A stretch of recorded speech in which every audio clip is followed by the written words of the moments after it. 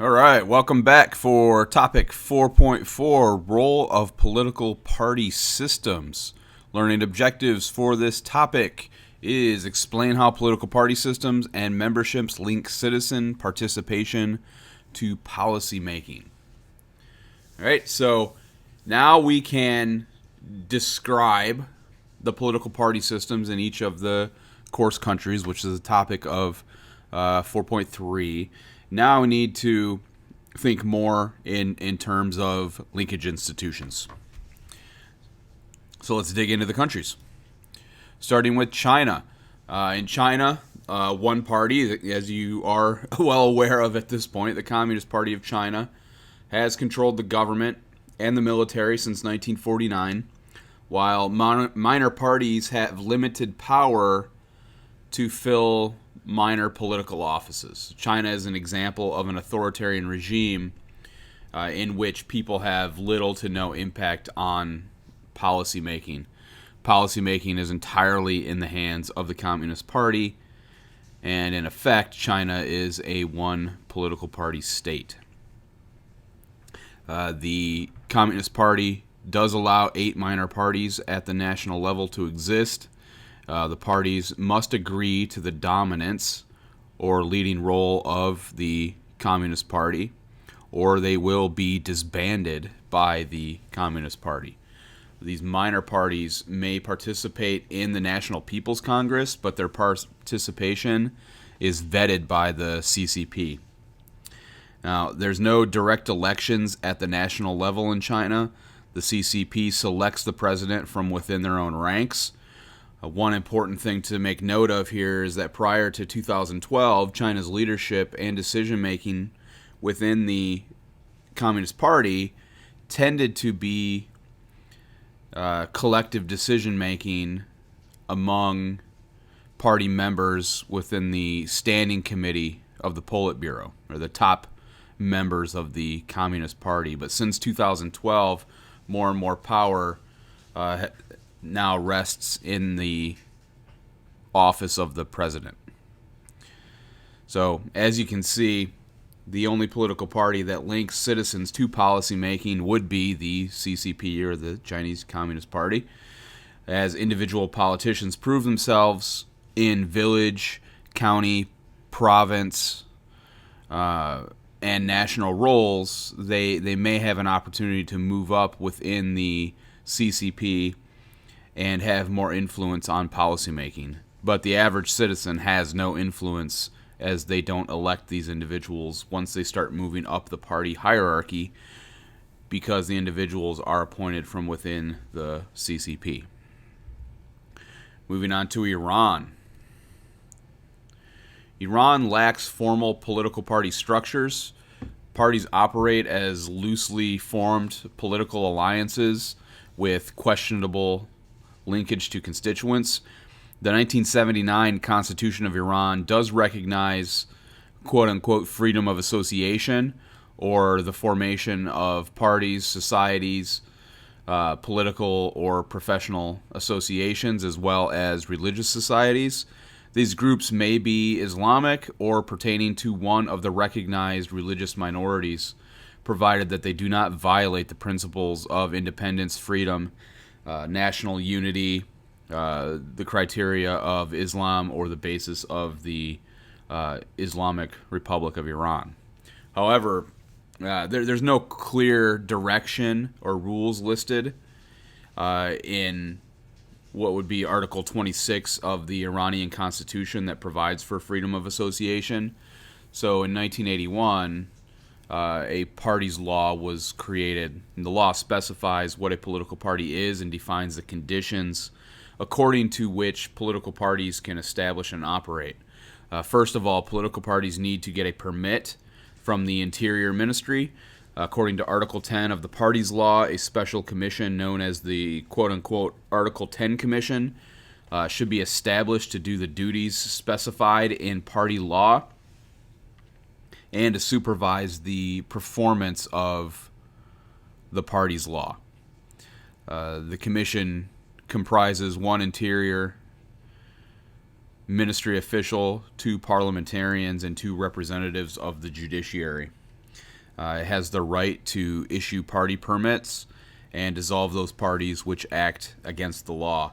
And in 1988, almost 30 organizations applied for permits, and most of them were granted permission, although very few appeared in the political arena in any effective way. And much like China, this does not provide a whole lot of opportunity for the average citizen to have influence on policymaking, as parties are fully vetted by the theocratic government. Therefore, parties don't share the beliefs of the supreme leader. Those parties are not going to get approved in the grand scheme of things. So in essence, this means that multiple voices are not heard, as the only political parties approved provide no opposition or dissenting voice. If they did, they would be disbanded. Now, in Mexico's a multi-party system dominated by currently the National Action Party, or PAN, the Party of the Democratic Revolution, which is the PRD, and the Institutional Revolutionary Party, which is the PRI. Parties are allowed to form coalitions to nominate candidates for any particular election. An example of that is the Morena Party, the National Regeneration Movement, which was formed as an official party in 2014 by Andrés Manuel López Obrador as a political alliance of PRD and other parties on the ideological left. And then in 2018, Obrador won the presidential election as a Morena candidate, and Morena party candidates won a majority of seats in both chambers of the legislature. So pretty dynamic politics in Mexico currently. Mexico has been moving from, from an authoritarian nation to a more democratic nation, and this is evidenced by the fact that in the multi-party systems, the three political parties mentioned previously, the PAN, PRD, and PRI, and Morena, have to kind of work with one another, and they have opportunity to win positions of power. So there are competitive elections, but again, the ability to form new alliances really makes parties have to really work with one another in the end. Political parties not in control can form coalitions. So it's not just the winning coalitions. There are other coalitions that serve as opposition and can influence policymaking. Nigeria. In Nigeria, multiple parties with ethnic quotas affect representation in the country's federal legislature. The 1999 Constitution provides for political parties and for, more importantly, the Independent National Election Committee, or INEC, which has the power to oversee elections and political parties. The INEC has continued to gain independence from the presidency through constitutional amendments, and this insulates political parties from direct control of the presidency and strict regulation. Like Mexico, Nigeria has been moving toward democracy, and multi-party systems are a key factor in democratization and allowing the citizens a more direct role in policymaking. As of the 2019 elections, Nigeria had 91 political parties, many with inclusive quotas to ensure the voice of minority groups throughout the 36 states, which allows for a multitude of voices in politics.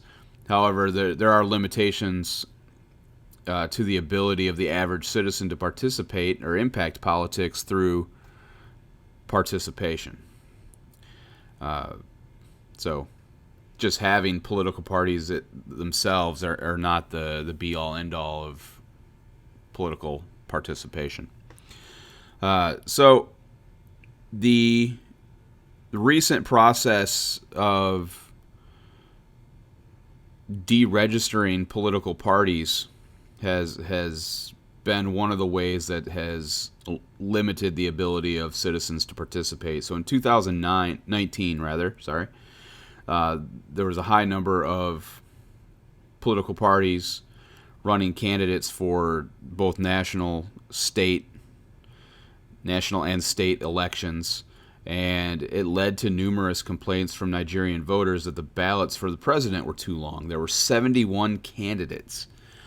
So as a result, the INEC announced the deregistration of 74 out of the 92 registered political parties, which has the potential to streamline the electoral process. But again, this removes a variety of parties that were specifically designed to provide voice to average citizens.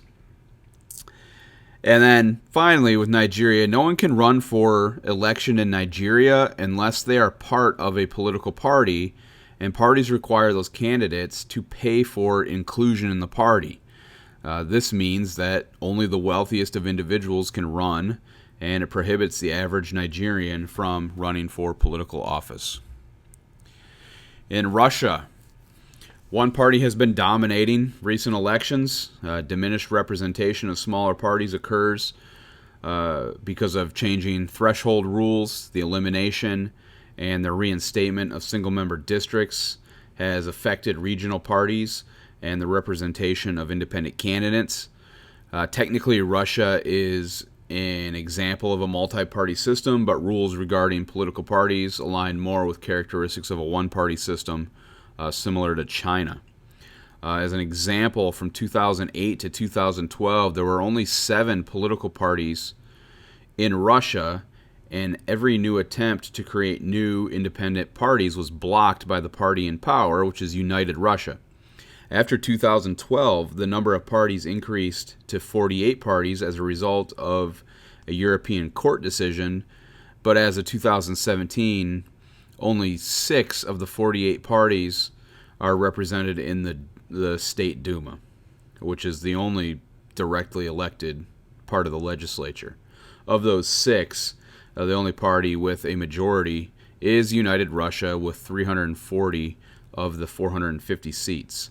So as you can see, the minor parties don't have enough representation to challenge United Russia, even if they formed a coalition. This means that there's not multiple voices heard in the legislature. And then finally, the UK. In the UK, there's 2 large parties, Labour and Conservative. They dominate the House of Commons.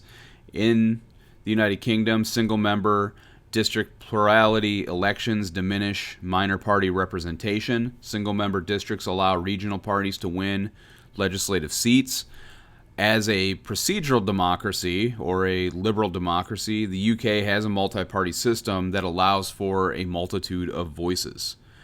The diminishing of minor party representation in the UK's single-member district system can best be seen in the national vote results of the Liberal Democratic Party that are historically larger than the percent of seats than the Liberal Democrats win in Commons elections. In 2015, the election for seats in the House of Commons, the Scottish National Party won 56 seats and became the most electorally successful regional party in Commons elections. So the democratic regime allows individuals to participate or have a voice in policymaking. A great example of this would be the Brexit vote, in which a referendum, which remember is a general vote by the electorate on a single political question, which has been referred to them for direct decision. So the referendum vote on Brexit, which was non-binding, influenced politicians enough for getting Parliament to vote on the exit of the European Union and then pass legislation to go ahead and do so. All right, that is a wrap with topic 4.4. Thanks for listening.